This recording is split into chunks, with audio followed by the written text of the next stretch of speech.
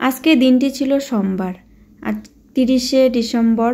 আর যেহেতু ডিসেম্বর মাস শেষ, পৌষ মাস দেখে তো মনেই হচ্ছে না যে এটা পৌষ মাস। আর সকাল সকাল ঘুম থেকে উঠেই দেখো রাজদীপ বাবা এখনও উঠেনি বলতে ও ঘুমায়নি, মানে এমনি শুয়েই আছে। সকালবেলা উঠেছিল, আবার ওই কুয়াশা দেখে শুয়ে পড়ছে, যেহেতু কাজের চাপটা একটু কম এখন। তো ভাবলাম ঘুম থেকে যখন উঠেছি, আর বেলাও হয়ে গেছে, কিন্তু বেলা বলতে ওই আর কি এখন ওই 6:30টার মতো বাজে, অনেকটাই বেলা হয়ে গেছে। আর ঘুম থেকে উঠে দেখি আজকে ওয়েদারটা কিন্তু বেশ ঠান্ডা ঠান্ডা বন্ধুরা।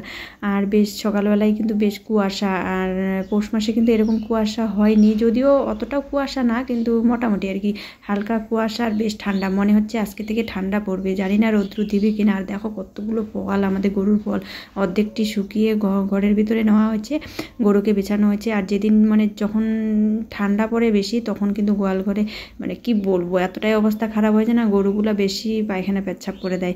তো এদিকে দেখো গরুগুলাকে বার করে দিলাম, আর সবার যার যার গায়ে সোয়েটার পরিয়ে দিলাম আমি।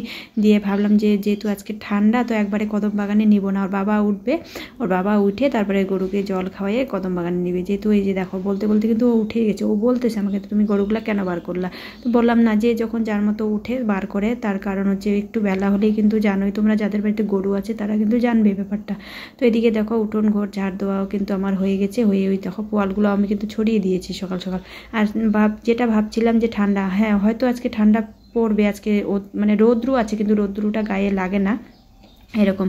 তো এদিকে আমার ভাতও কিন্তু হয়ে গেছে, গরম ফ্যানটা দিলাম, রাজদীপকে বললাম ওটার মধ্যে আরেকটু জল দিয়ে একটু চকুর লবণ দিয়ে বাছুরটাকে দিয়ে, আর গরুগুলোকে বাবা নিয়ে গেছে। আর দেখো হালকা রোদ দেখে কিন্তু আমি এই দেখো আমলকিগুলো একদম শুকিয়ে গেছে আমার, তো আর 2-3 দিন রোদে দিলেই হয়ে যাবে। এদিকে দেখো ডাল, মসুর ডাল বসিয়েছি এক পাশে ডাল, আর এখানে বাঁধাকপির ঘন্ট টমেটো দিয়ে। তো এই হচ্ছে সকালবেলার খাবার।